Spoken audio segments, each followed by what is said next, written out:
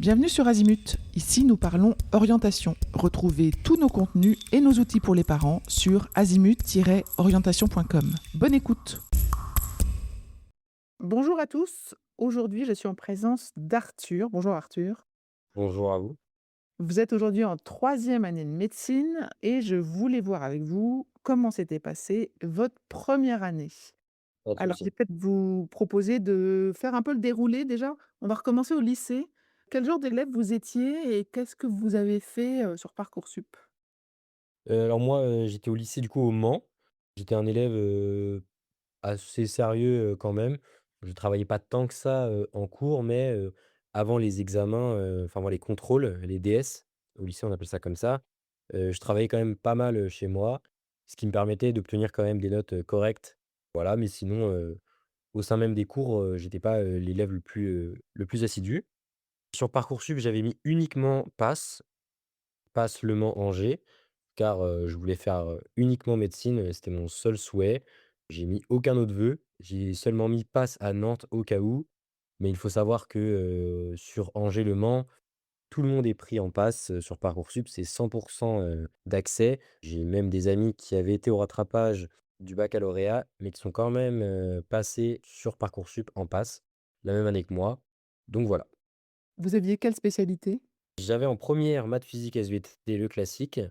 Et j'ai abandonné la spé SVT pour garder, mathématiques et physique-chimie en terminale, ce que je regrette pas du tout, car à contrario, certains amis à moi avaient gardé, physique et SVT et ont abandonné les maths et ils s'en sont un peu mordus les doigts, durant leur première année, car, les mathématiques est une matière, assez, déterminante quand même en première année de médecine. OK. Racontez-moi votre première année de médecine. Comment ça s'est passé d'un point de vue, changement par rapport au lycée, charge de travail? Quand est-ce que vous avez commencé à vous mettre à travailler? Alors déjà, ça revient si on parle de l'année de médecine pure, je l'ai commencé moi en terminale. Parce qu'en fait, j'ai fait une terminale santé de prépa des filles. C'était un jour, j'étais en cours, tout début de mon année de terminale, puis il y a une feuille, qui est passée dans ma classe qui me présentait la terminale santé. J'ai trouvé ça très intéressant, du coup, j'ai été faire une porte ouverte à prépa des filles, au Mans le mois suivant. Voilà, ils nous ont présenté la terminale santé. Globalement, la terminale santé, c'était des stages en octobre, en février, en avril et en juillet, qui nous permettaient de voir 65 du programme du premier semestre. Donc voilà, ça m'avait grandement aidé et d'où, votre question. Du coup, j'avais aussi fait 2 semaines de stage de pré-rentrée qui avaient commencé le 15 août pour une rentrée le 31 ou le 1er septembre 2023. Parce qu'au début, oui, et comme vous m'avez dit, la différence de travail entre un étudiant, au lycée et un étudiant en première année de médecine est, totalement différente. Mais avec la terminale santé et le stage de pré-rentrée, j'ai pu quand même appréhender et arriver frais le 1er septembre et pas, d'un coup, me mettre à travailler 10 heures par jour dès le 1er septembre alors que la veille, j'étais en vacances d'été. Non, non, ça s'est pas passé comme ça.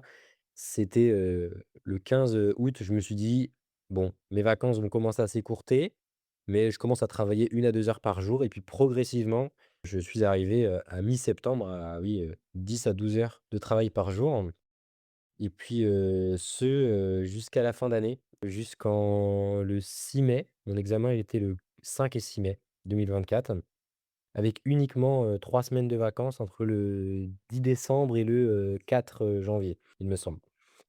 Entre le 10 décembre et le 4 janvier, vous avez eu 3 semaines pour lesquelles vous avez rien fait? Absolument. En première année de médecine, en tout cas pour Angers-Le Mans, c'est vraiment 3 semaines où on n'a absolument aucun travail. Tout le monde, nous le répète, que ce soit les années supérieures, nos professeurs et cetera. Aucun travail pendant, ces 3 semaines-là. Ces 3 semaines de repos pur, car en fait, tous les cours qui sont dispensés au premier semestre sont complètement à part du deuxième semestre. Donc en fait, on n'a absolument pas besoin de travailler pendant ces 3 semaines-là. Et vous allez me dire, c'est un concours, faudrait peut-être prendre de l'avance sur le deuxième semestre. Mais non, franchement, il y a du temps au deuxième semestre comparé au premier semestre. Enfin du temps, tout est relatif parce qu'il faut quand même travailler, 10-9 heures par jour. Mais c'est un peu moins qu'au premier semestre. Au premier semestre, on est plus sur 11-12 heures par jour avec beaucoup, beaucoup de par cœur. Alors qu'au deuxième semestre, j'ai travaillé un petit peu moins, donc j'étais plutôt sur 9 heures par jour et avec un peu plus de réflexion, un peu plus de matière à calcul, à réflexion et cetera. Donc voilà. aucun travail pendant ces 3 semaines, j'ai vraiment profité, j'ai été en vacances totales et par contre, ouais, dès le 4-5 janvier, j'ai repris et puis, rebelote jusqu'à, début mai. Revenir en arrière encore une fois sur l'année de terminale où vous avez fait cette prépa pendant les vacances. Est-ce que ça, c'est gérable avec la révision, des spé et cetera pour le baccalauréat?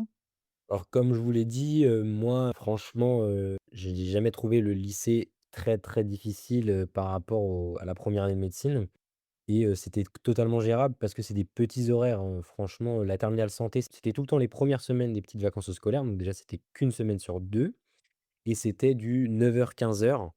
C'était, 5-6 heures de cours par jour, donc franchement, c'était vraiment, faisable et en plus, dans la terminale santé, on revoyait les maths qui étaient une de mes spécialités et à savoir que tout le programme de mathématiques en première année médecine est aussi au programme du baccalauréat.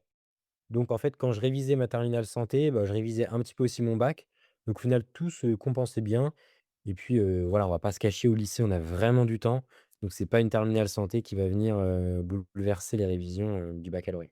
OK.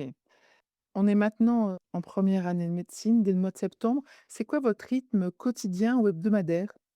Alors, vraiment, ça, le rythme, c'est vraiment propre à chacun parce que, j'ai des amis qui, eux, ont plutôt fait des rythmes, très matinaux. Donc, ça va être à base de 5 heures du matin, mais par contre qui vont se coucher, à 20h30.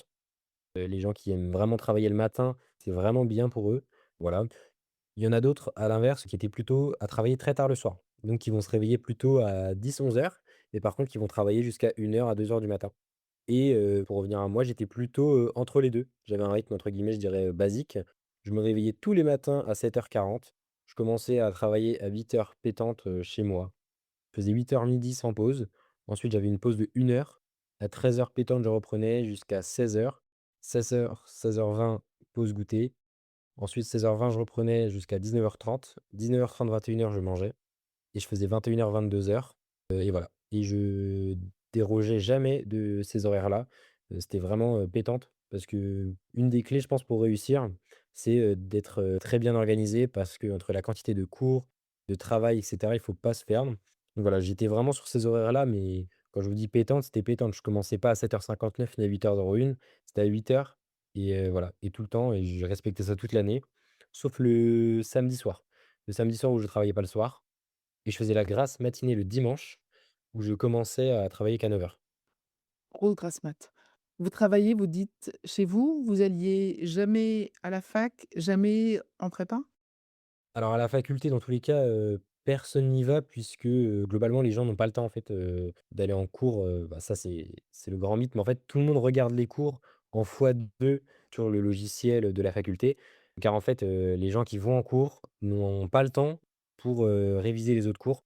Tous les gens qui réussissent médecine, c'est les gens qui ne vont pas en cours malheureusement. C'est triste pour les professeurs, mais bon, tout le monde le sait très bien, que c'est impossible d'allier et le fait d'aller en cours et de réviser à côté. Parce qu'il y a des cours de 8 heures jusqu'à 16 heures, le temps de se préparer, d'aller à la fac, de revenir et cetera. Ben, en fait, la journée est déjà affichue, sauf que c'est comme ça dans tous les jours de la semaine. C'est absolument impossible à tenir. Donc voilà, moi j'ai commencé le début d'année, donc comme je vous ai dit, dès le 15 août, je travaillais à la prépa. Donc la prépa, que ce soit au Mans ou à Angers, il y a des locaux. Donc moi j'étais sur les locaux du Mans. Je travaillais tous les jours là-bas, parce qu'on était avec quelques amis, c'était très sympa. Ensuite, j'ai commencé le mois de septembre, à la prépa aussi, le mois d'octobre aussi. Et ensuite, le mois de novembre-décembre, je me suis dit que j'allais un petit peu, aller chez moi pour, travailler, encore plus sérieusement. J'avais supprimé les réseaux sociaux, je sortais plus du tout pendant un mois, ce qui m'a permis d'obtenir des résultats, encore meilleurs, parce que, je voulais être bien classé à la fin du semestre 1. Et ensuite au semestre 2, j'alternais entre aller à la prépa et rester chez moi. J'allais à la prépa pendant les ED parce qu'à la prépa, ils proposaient des ED d'anatomie, de chimie, de droit et cetera. C'était environ 1 à 2 fois par semaine et ça me permettait de sortir, 1 à 2 fois par semaine du coup. Mais sinon le reste du temps, je restais très souvent chez moi, dans ma chambre sur la fin d'année et voilà. C'est quoi un ED? Un ED est un enseignement dirigé fait par un professeur, donc que ce soit à la fac ou à la prépa, il y en a qui sont proposés. À la fac, c'est très rare les ED, il y en a, 3-4 fois par semestre grand max et puis pas dans toutes les matières. À la prépa, c'était beaucoup plus souvent, c'est au moins 1 fois par semaine et c'est le professeur, attitré, de la prépa. Donc par exemple, nous à la prépa, on avait un professeur d'anatomie qui s'appelait Arthur, donc qui s'appelait comme moi qui venait faire des cours d'anatomie. Ça durait 2 heures et en fait, il balayait tout le programme. Souvent, il faisait ça juste avant les examens et ça permettait à tout le monde de revoir toute l'anatomie. Et puis j'ai une anecdote par rapport à ces ED d'anatomie, c'était que c'est avant le dernier examen de l'année, il nous fait un ED d'anatomie la semaine d'avant. Donc tout le monde y va, vraiment à l'ED au Mans, on était, dans une salle de 30, on devait être, 50, c'était blindé et il nous propose 10 QCM et il nous dit, «Bon, bah, voilà, je vous ai fait 10 QCM, 10 nouveaux QCM. J'ai essayé de réfléchir sur ce que le prof pourrait poser comme question la semaine suivante», donc la semaine de l'examen. Donc on fait le D, on fait les 10 QCM et cetera, c'était très sympa et là, on arrive le jour de l'examen, donc la semaine suivante et la semaine suivante, on voit quoi? On voit que plus de la moitié des questions d'anatomie, c'était les questions que, il nous avait fait à l'ED. Donc dans la salle, nous, on s'est tous regardés, enfin, on s'est compris en se regardant et on avait tous eu des excellentes notes en anatomie, au dernier examen, j'avais dû avoir 18,5 en anatomie grâce à ça parce qu'en fait, ils nous avaient fait réviser au bon endroit. Donc ouais, on était super contents, on l'avait tous remercié derrière et c'était super. Mais sinon, voilà, un enseignement dirigé, il y en a dans plusieurs matières. Il y en avait en chimie organique aussi, pour revoir les réactions.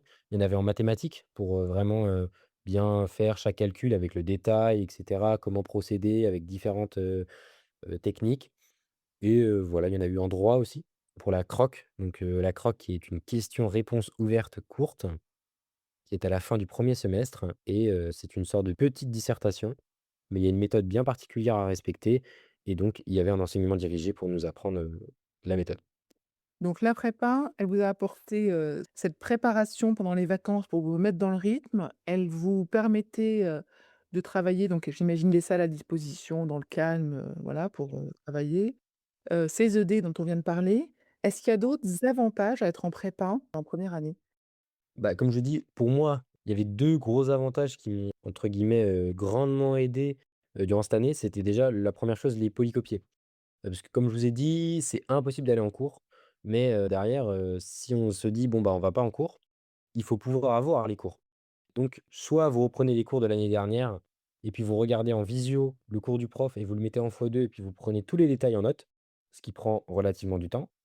Ou alors, bah, du coup, tous les étudiants en prépa, ce qu'ils font, c'est qu'en fait, les professeurs de la prépa regardent les cours pour eux, prennent en note tous les détails pour eux et impriment ce polycopier et le mettent dans un casier à votre nom. Et ce, tous les 2 jours. Donc il y avait des distributions de polycopiers tous les lundis, mercredis et vendredis. Du coup, moi, je venais à la prépa tous les vendredis et je récupérais tous mes polis de la semaine et du coup, j'avais tous les cours de la semaine qui étaient réactualisés. Donc ce qui signifie qu'en fait, j'avais le cours de l'année présente, donc l'année, 23-24 sur celle, à laquelle je faisais ma première année et j'avais tous les détails. Donc j'avais pas besoin de regarder tous les cours en visio et c'était d'une aide énorme. Parce que, moi, j'avais pas trop de mémoire auditive. En écoutant le prof, souvent je retiens rien. C'est pas comme ça que j'arrive à retenir les cours. Moi, c'était plutôt en lisant, en répétant et cetera. Donc en fait, moi, je regardais aucun cours, j'allais à aucun cours. Tout ce que je faisais, c'était prendre, les polycopiés de la prépa et ça m'a jamais loupé de l'année puisque j'ai raté aucun détail. Ça m'est jamais arrivé de l'année que j'arrive devant un examen, je vois une question et je me dise, «Ah bah ça, cette information-là, je l'ai jamais vue». Ce qui arrive souvent en examen, en médecine, quand vous êtes, à peu près, bien classé, c'est, vous vous dites, «Ah OK, ça cette information-là, je m'en souviens, mais je connais pas la réponse». OK. Donc effectivement, plein d'avantages parce que ces cours-là sont mis à jour chaque année, quasiment en temps réel et vous permettent d'avoir le détail de ce sur quoi vous allez être interrogé. Parce que ce que j'avais compris, c'est que les QCM sont refaits par les professeurs chaque année en fonction de ce qu'ils ont concrètement dit pendant leur cours. C'est ça, exactement et en fait, il y a quand même une règle d'or en médecine, c'est un concours, donc en fait, les professeurs partent, du postulat que tout ce qu'ils ont dit en cours peut tomber à l'examen. Même s'ils l'ont pas noté, eux, dans leur, diapo ou, quoi que ce soit, s'ils l'ont uniquement énoncé une seule fois à l'oral, pour eux, ça peut tomber à l'examen. Et c'est pourquoi, les cours où tous les détails sont pris par les profs, c'est génial parce que, en fait, nos professeurs de la prépa nous mettent des petits, astérix en gras à côté de ce que le prof a dit de nouveau par rapport à l'année dernière. Parce que c'est souvent ça qui tombe aux examens et voilà, après dans la promo, tout le monde le sait, il y a des professeurs qui remettent les mêmes questions chaque année et à contrario, il y a des professeurs qui mettent des questions très différentes, donc il faut appuyer sur cette matière. Mais ça, c'est des choses que tout le monde sait et les professeurs, de la prépa nous le répètent, ils nous le mettent dans les polycopiés et cetera. Donc voilà. Ça me paraît très clair. Est-ce qu'il y a d'autres éléments qu'on n'a pas évoqués pour cette première Bah, année? c'est vrai que là, je vous ai dit, qu'il y avait 2 éléments qui m'avaient grandement aidé, donc je vous ai parlé des polycopiés, mais je vous ai pas parlé des professeurs. Parce que mine de rien, en fait, en première année, que ce soit de médecine ou n'importe quelle année, d'études supérieures, en fait, c'est pas comme au lycée où vous pouvez poser des questions à vos professeurs, vous les voyez tous les jours. Là, vous êtes en amphithéâtre, avec, 500 personnes dedans. Vous pouvez pas aller voir le prof à la fin du cours pour lui poser une question, ou alors vous allez le voir, mais, il va vous répondre très vaguement et voilà. Pareil, vous pouvez pas lui envoyer de message, en privé et tout, il ne va pas vous répondre parce que c'est le principe d'un concours, c'est qu'il peut pas donner une information à vous qu'il a pas donnée à tout le monde. Donc en fait, il y a un forum de la faculté, commun où en fait vous pouvez poser une question dessus, mais en fait, les 850 personnes de la promo vont voir votre question. Donc déjà, souvent ça met un peu un malaise parce que on se dit toujours: «Ouais, est-ce que je pose vraiment cette question? Est-ce que je vais pas, paraître idiot de poser cette question?» Et puis souvent vous posez votre question, la plupart du temps le professeur ne vous répond pas ou alors il répond vaguement. Alors que du coup à la prépa, ce qui m'avait grandement aidé, c'est qu'à la prépa, on a un forum. À la forum, quand vous posez une question sur le forum de la prépa, vous avez une réponse souvent dans l'heure par le prof de la prépa attitré à la matière dans laquelle vous avez posé la question. Et ça m'était d'une grande aide, mais énorme. Quand je vous dis, je crois que j'avais regardé à la fin d'année, j'avais posé plus de 600 questions dans l'année sur ce forum. J'étais à 3 4 questions par jour. Vraiment, je ne m'arrêtais pas de poser des questions parce que, je voulais jamais avoir de questions pendant les examens. Effectivement, belle réactivité des professeurs et j'imagine, le bénéfice que c'est, pour tous que chacun pose la question, Et puis surtout, c'est un forum, qui est anonyme mais commun. Je m'explique. Quand vous posez la question, personne ne sait que c'est vous qui avez posé la question, mais la question est, publique. Donc en fait, sur le forum, vous voyez toutes les questions qui ont été posées, depuis le début d'année. Donc vous pouvez rechercher par mots-clés, par matière, par cours et cetera. Avant de poser votre question, vous regardez que la question n'a pas déjà été posée. Si elle n'a pas été posée, vous la posez et ensuite elle va arriver dans le forum commun, mais il y aura pas marqué que c'est vous qui avez posé la question. Il y aura juste la question, la réponse du professeur et ça, c'est génial parce qu'en fait, de un, vous paraissez pas pour un idiot si jamais la question était un peu bête. Enfin, il y a pas de questions bêtes, jamais. Mais moi, il y a des questions quand même où, vous posez la question alors que c'est marqué en gros dans le cours. Mais bon, avec, le stress et la quantité de travail par jour, ça peut arriver. Mais tout ça pour dire que le forum de la prépa était génial et c'est vraiment les 2 choses qui m'avaient grandement aidé moi dans l'année. C'est, toute la partie pédagogique, des professeurs, des cours et puis pareil, enfin, je pourrais tout vous détailler, mais il y avait des petites vidéos, il y avait des capsules exam pour nous présenter certains sujets qui étaient très compliqués. On avait toutes les cols, les ED comme je vous ai parlé, tout à l'heure. Enfin voilà, plein de choses au niveau de la pédagogie qui étaient vraiment géniales. bon bravo. Écoutez, je pense qu'on a fait un bon tour des bénéfices de la prépa. Racontez-moi un peu ce qui s'est passé en fin d'année. Donc, je me souviens début mai, vous aviez, le concours du deuxième semestre C'est ça. et Et bah, ensuite, du coup, l'année est découpée en 5 examens.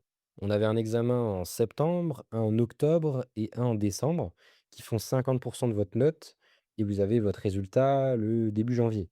Ensuite, il y a un autre examen en mars et un autre en mai qui font re 50 de votre note et ensuite, ils cumulent tout, ça vous fait une note, bah, de 100 et c'est votre note de fin d'année. Les derniers examens, comme je l'ai dit, c'était le 5 et 6 mai de mes souvenirs. Le résultat était le 22 mai.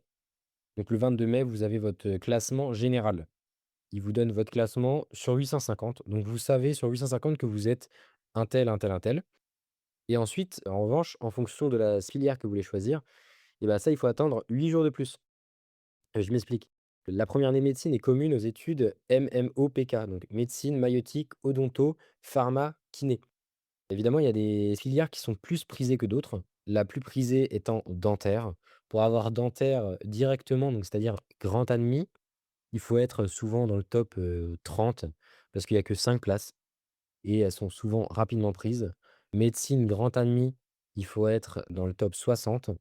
Ensuite, sage-femme, kiné, pharma, à peu près dans le top 100. Si jamais vous ne faites pas la distinction entre grand admis et les autres, grand admis, c'est quoi? Ça veut dire que vous êtes admissible dès la fin des examens écrits. Donc, les examens écrits qui se terminent donc le 5 mai, vous avez votre résultat le 22 et là, vous avez votre note uniquement des écrits. Si vous êtes assez bien classé pour la filière que vous souhaitez, vous êtes grand admis, donc hop, vous allez dans votre filière et ensuite, imaginons quelqu'un qui veut dentaire, mais qui est 40e. Donc cette personne ne sera pas grand admissible puisqu'elle n'a pas la note requise pour avoir directement dentaire, donc elle va aller se départager avec les autres gens qui veulent dentaire aux oraux. Évidemment, c'est pas tous les gens. La personne qui est 700e n'aura jamais les oraux de dentaire. ils prennent le double de places disponibles. Donc en dentaire, il y a 10 places disponibles, 5 prises par les gens grand admis et ensuite ils en remettent 10 aux oraux. Ils en prendront que 5. C'est simple, vous passez des oraux et ensuite ils font entre guillemets «une sorte de moyenne» qui n'est pas vraiment une moyenne, c'est plutôt du 60-40 et ils en reprennent 5, ce qui fait 10 places en dentaire et ce pour toutes les autres filières. C'est assez compliqué comme système, mais au fur et à mesure de l'année, quand vous êtes en première année, on vous en parle tellement, vous savez que c'est un concours, ça se comprend très vite. Et à quel moment on déclare qu'on aimerait, plutôt la filière dentaire ou kiné? Et bah, ce qui est très compliqué avec ça, c'est justement, c'est un mois avant les résultats des écrits.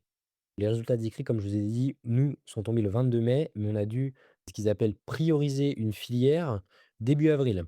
Par exemple, pour l'année en cours, là, ils m'ont dit que la priorisation était la semaine prochaine.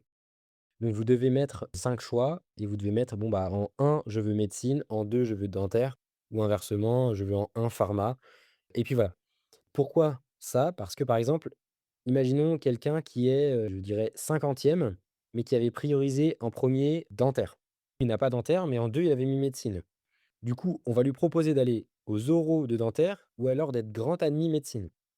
Donc là, le choix, il est horrible dans le sens où si la personne avait mis dentaire en premier, ça veut dire que son rêve, c'était de faire dentaire et que médecine, c'était en 2. Mais là, on lui dit qu'il a pas besoin d'aller aux oraux, qu'il a médecine directe, donc il a quand même le rêve de beaucoup, beaucoup de gens dans les mains et qu'il peut y aller. Ou alors il peut aller aux oraux de dentaire, mais ne pas être sûr d'aller en dentaire et la contrepartie de ça, c'est qu'il perd sa place en médecine. Donc s'il rate les oraux de dentaire, il n'aura plus de place en médecine, il aura rien du tout. À contrario, par contre, s'il réussit les oraux de dentaire, il sera en dentaire, il aura réussi son truc et cetera. Donc voilà, d'où le système de priorisation qui est très bien, qui est très équitable, mais voilà, qui peut être un peu, pas sympa, des fois. Oui, oui, effectivement, je connaissais pas cette finesse de choix à ce moment-là.